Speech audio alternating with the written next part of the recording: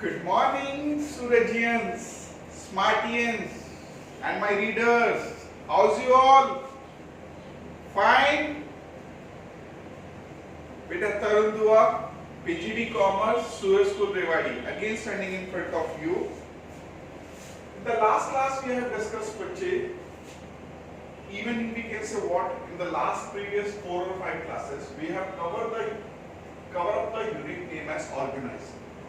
And as you all know that in our previous unit like Jirna and all, certain students says that we are not able to get the case study point. So even from today onwards we are considering the case study clause also. Fine. So with the help of a book, whenever you have seen the video, make sure that the book is in your hand. And my dear, one thing you must keep in your mind that the effort should go in the right direction. You better know that the BSD exam question paper is maximum case study. Although revised segment जो भी आएंगे will let you know as soon as possible.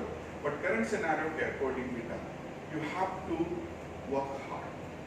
और case study point of view से, sir क्या hard नहीं बेटा, hard नहीं होती.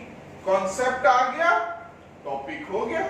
लो दिखाओ, निकालना जरा book number. पेज नंबर निकालना तो सही चला. मैंने आपको हर पॉइंट पे एग्जांपल दिए, बताओ जरा ऐसे कैसे. लो ढूंढो निकालो जरा page number 152. Page number 152 question number 6 आपके सामने आता हुआ. The marketing manager of Aditi Limited, an organizing manufacturing generator, has been asked to achieve a target sale of 150 generators per day. He delegates the task to 15 sales managers working under him. 5 of the sales managers could not achieve their respective target. Is the marketing manager responsible? Because this simple सी बात. यहाँ से दोबारा से कह रहा है कि भैया मार्केटिंग मैनेजर को कहा गया, कंपनी थी, कंपनी के अंदर एक मार्केटिंग मैनेजर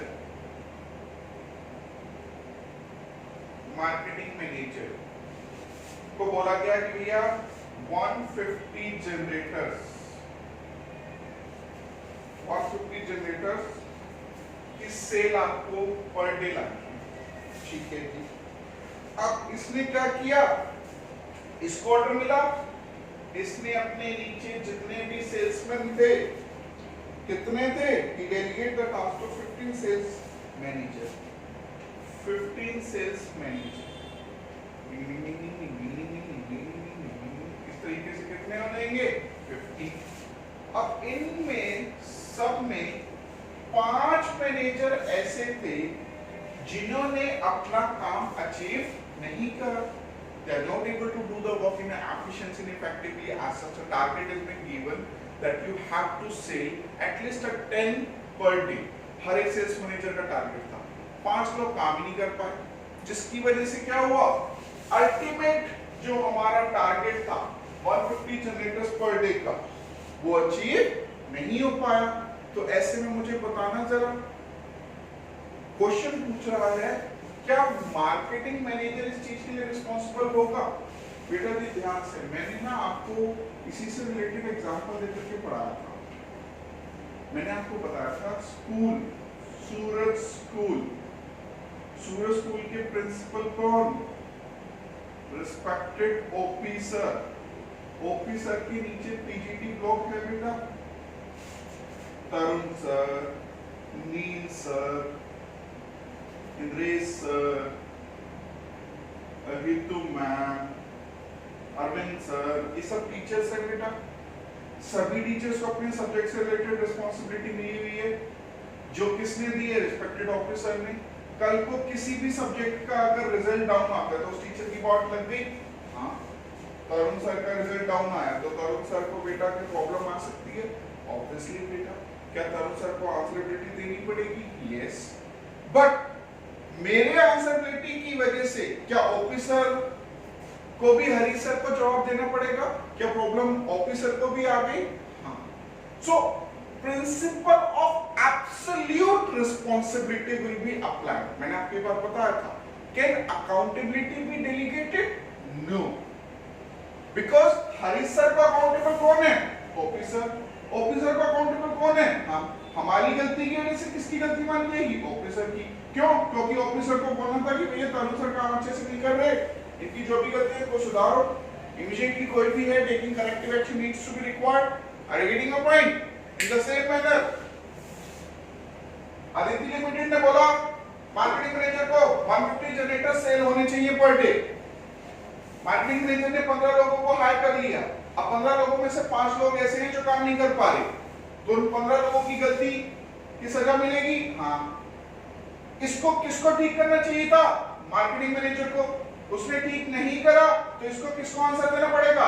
कंपनी को। Are you getting my point? Is it the same? So the principle of absolute responsibility. Sir ये तो बड़ा आसान था, बिल्कुल एग्जांपल के साथ मैच। हाँ बच्चे, मैं ऐसे इतने साल से थोड़ी पढ़ा रहा हूं। देखो तो जरा लो, question number 7। Progress Limited is facing a difficulty in the introduction of a machinery of latest technology as they are facing resistance from the informal group who are pressurizing the members to work against organizational interest. As the HR manager of the company, would you advise the manager of the company to confront them or to give them some suggestion? to बताना जरा, मैं आपको situation देता हूँ। Question कह रहा है कि कंपनी प्रोग्रेस लिमिटेड को ना डिफिकल्टीज आ रही, उन्होंने ना एक नई मशीन डाली। अब कंपनी के अंदर ना कुछ एम्प्लॉइज ने ना गुट बना लिया। गुट बना लिया मतलब ग्रुप बना दिया, ग्रुपिज्म क्रिएट कर दी। सो प्रेशर उससे क्रिएट हो रहा है।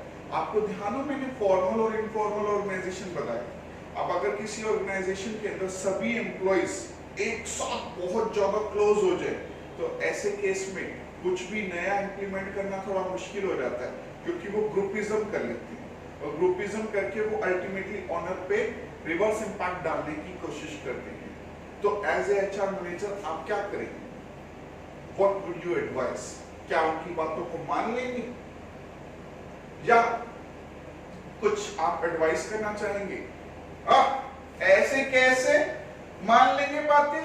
हम एडवाइस करेंगे ना, हमें तरुण सर ने पढ़ा। सुनो बेटा, whenever the pressure of a group norms is being arise in a company due to the informal organization, as a HR manager of a company, you have to do first hire and fire। Fire कर दो, एक दो को हटा दो, दो तीन को नए ले आओ, जो बाकी बचे हुए अपने आप ठीक हो जाएंगे। हाँ, ऐसे थोड़ी है कि हमने नई मशीन लेकर के आया और वो कह रहे कि नहीं हम तो पुरानी मशीन चलाएंगे। ऐसे कैसे हो सकता है? तो ऐसे केस में क्या करना होता है बेटा? कंपनी को कुछ लोगों को फायर करना पड़ता है। फायर का मतलब यहाँ पर है निकाल दो, और कुछ लोगों को हायर करो और ट्राई करो क्रिएट करने की क्या, इनफॉर्मल टू फॉर्मल ऑर्गेनाइजेशन को कन्वर्ट करने की कोशिश करो। And one thing you must keep in your mind, as expert manager, expert professional manager says what? A little bit politics is being required in the organization for the smooth functioning of an organization. Little bit politics is being required. So the points are: try to create the formal organization. HR have to adopt the hire and fire policy. Company will introduce a new circular stating that the policies of working environment in an organization, benefits being arise for the adaptation of a new machinery and all. So these are the points you can mention. It's a general based question, my dear. Fine. तो but एक चीज ध्यान रखिए, formal भी जरूरी है, informal भी जरूरी है। फॉर्मल भी जरूरी है, इनफॉर्मल भी जरूरी है। ना ज्यादा फॉर्मल अच्छा लगता है, ना ज्यादा इनफॉर्मल अच्छा लगता है। दोनों को बराबर होना चाहिए। बात समझ में आई? मैंने आपको याद है, आपको बताया था, they are like a Caesar. Fine. But अगर इनफॉर्मल ज्यादा हो जाए तो सख्त हो जाओ, फॉर्मल ज्यादा हो जाए तो लिबरल हो जाओ। Got it? या little bit politics is being required for the smooth functioning of an organisation. लो जी लो, नेक्स्ट क्वेश्चन नंबर फर्स्ट आप करेंगे खुद से। Question number second, page number 153। Amal Limited is manufacturing toys and is production, sales, purchase and finance department. कह रहा organisation structure बताओ भैया। टॉयज प्रोड्यूस करते हैं, 4 डिपार्टमेंट है, ऑर्गेनाइजिंग का फीचर है क्या, फंक्शनल ऑर्गेनाइजेशन स्ट्रक्चर, क्योंकि it is according to the major function. अगला, Sahil limited is manufacturing shirt. लो, टॉयज और शर्ट का अंतर है, क्वेश्चन सेम है, functional organisation structure. Fashion design house, लो फैशन डिजाइन हाउस, लो सुनो जी सुनो गर्ल्स ध्यान से, fashion design house, marketing, manufacturing, finance, research and all. Functional, लो समीर, ओहो Sameer Gupta, question number 5, started a telecommunication company Dhanira to manufacture economical mobile phone for the Indian rural market. With 5 employees, the company did very well in its initial year. As the product was good and marketed well, the demand of its product went up. To increase the production, the company decided to recruit additional employees. Sameer Gupta, who was earlier taking all the decisions for the company, had to selectively disperse the authority. Look, point आ गया बेटा, मैंने कहा ना delegation और decentralisation में से एक पॉइंट तो आएगा ही है। यहां पर इसने वर्ड क्या यूज कर दिया, disperse the authority. Disperse word indicate क्या करता है, distribution of an authority, and whenever the distribution of an authority is to be done, then it is called what, decentralisation. बस उसके बाद इंपॉर्टेंस है, स्ट्रेट फॉरवर्ड क्वेश्चन है। लो question number 6, Ramdas, लो पढ़ना जरा मेरे साथ। सर आप क्वेश्चन नहीं पढ़ रहे पहले। Organising process, state 2 steps and important, बताना जरा। ऑर्गेनाइजिंग प्रोसेस, इसका कॉल आया, बाद में बात करेंगे, बताइए। ऑर्गेनाइजिंग प्रोसेस के पॉइंट्स, पहला point identification and division of work. Second point, departmentalization. Activities of similar work will be under same department. Assignment of duty and establishing reporting relation. Establishing reporting relation says what? Who has to report to whom? Who is the senior? Who is the subordinate? दोबारा से, काम को जानो, identify करो and division of work करो to get a benefit of specialisation. Departmentalisation करो, similar activity का एक डिपार्टमेंट बनाओ जिससे हमारी डिपार्टमेंटलाइजेशन हो जाती है। Then assignment of duties, then establishing reporting relation. Sir question for Ramdas, age 49, jawan hai, is working in an aviation company. He is the senior most employee in his division. He is even senior to the division manager Kanaputi. Ramdas is considered one of the most committed, capable and hardworking employee. As a result of his ability and seniority, he generally received the work assignment of his choice. Although there was no formal designation of very special product, Ramdas he handled them as a matter of routine. A problem developed when an able and intelligent person, Nagarjun, age 33, was appointed by the Kanaputi. Nagarjun's previous 3-year experience in the close related work made it possible for him to catch in the routine work of his new job more rapidly than was a customary for a new employee. On several occasions, Kanaputi noticed the tension developing between the two employees. However, he did not want to get involved in their personal issues as long as the work was completed effectively and efficiently by them. Okay. One day, the tension between them reached the boiling point. Low boiling point. दोनों के बीच में गर्मा गर्मी हो गई, तो अब तो चिंता का विषय आ गया। Kanaputi issued the order stating the clear allocation. Ramdas complained to Kanaputi stating that his duties were being largely taken over by Nagarjun. Kanaputi issued the order stating the clear allocation of the job and related duties between the two. He further clarified the working relationship between them by specifying them who was to report to who. This helped in reducing the workload, enhancing the productive and removing ambiguity. So basically बेटा question क्या पूछ रहा है? Question पूछ रहा है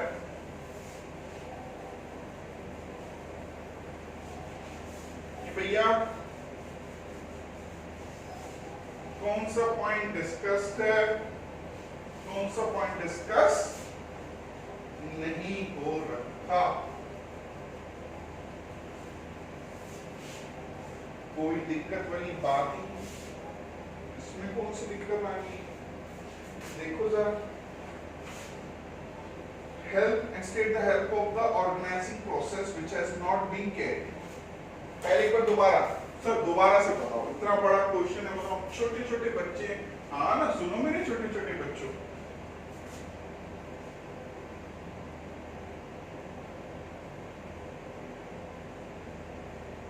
काना कुत्ती divisional manager, Ramdas senior most employee, ठीक है। काना कुत्ती ने नागर अर्जुन को अपॉइंट कर लिया। कहानी कुछ ऐसी थी बेटा, कंपनी का नाम क्या था, एक बार देख लेते हैं। एडिशन की कंपनी थी। एडिशन कंपनी में ना काना कुत्ती ना डिविजनल हेड था, इवन डिविजनल हेड से भी ये सीनियर था। रामदास ना बहुत अच्छे से काम करता था और वो अपने काम के लिए बड़ा ही डेडिकेटेड था और हार्ड वर्किंग था। उसको कोई भी प्रोजेक्ट मिलता था ना तो प्रोजेक्ट का कोई नाम वाम नहीं रखता था, अपना रूटीन एक्टिविटी की तरह काम करता रहता था विदाउट एनी स्पेशल डेजिग्नेशन। अब काना कुत्ती ने परेशान होकर के क्या किया, क्योंकि ना नागार्जुन को अपॉइंट करा, नागार्जुन ना ऑलरेडी एक्सपीरियंस पर्सन था। अब दो लोग एक जैसे आ गए, दोनों की नाक पे बात आ गई। अब दोनों के बीच में ना पॉलिटिक्स क्रिएट हो गई, ग्रजेस क्रिएट हुए, क्योंकि ना काम की ना डिपार्टमेंटलाइजेशन नहीं हुई थी। क्या नहीं हुआ था? डिपार्टमेंटलाइजेशन नहीं था। अब कानापुती ने अवॉइड किया, अंटिल अनलेस कानापुती कहते कि लड़ो मरो मुझे क्या, मेरा काम पूरा हो रहा है ना, अपने को क्या करना, काम पूरा हो रहा, अपना काम बनता, बाढ़ में जाए जनता। कानापुती ने ध्यान नहीं दिया। एक दिन बात बहुत बढ़ गई, अब कानापुती को मजबूर आना पड़ा, ये तो एक दूसरे को कॉलर खींचने लगेगा, तेरी ऐसे। तो ऐसे केस में बेटा नागार्जुन और रामदास के बीच में जब झगड़ा हुआ तो रामदास जी ने कानापुती को कंप्लेंट करी। कानापुती ने इस चीज को कंसीडर किया और क्लियर कट इनके बीच में एलोकेट कर दिया, ड्यूटीज असाइन कर दी। नागार्जुन जी आपने ये काम करना है, असाइनमेंट दे दिया। रामदास जी आपने ये काम करना है, ठीक है। आपका रास्ता अलग, आपका रास्ता अलग, और उनके बीच में ये भी क्लियर कट बता दिया कि सीनियर कौन है, सबऑर्डिनेट कौन, and who has to report to whom. So basically बेटा इस पॉइंट के अंदर क्या आया, who is a senior and who is a subordinate clear करा, असाइनमेंट ऑफ ड्यूटी करी। तो पहले पॉइंट का आंसर आपका क्या बना, दैट डिपार्टमेंटलाइजेशन मिसिंग थी। सेकंड क्वेश्चन का आंसर क्या बना, assignment of duties and establishing reporting relationship. और इंपॉर्टेंस आपकी बुक में थ्योरेटिकल दे रखा है बेटा, आप आइडेंटिफाई करेंगे।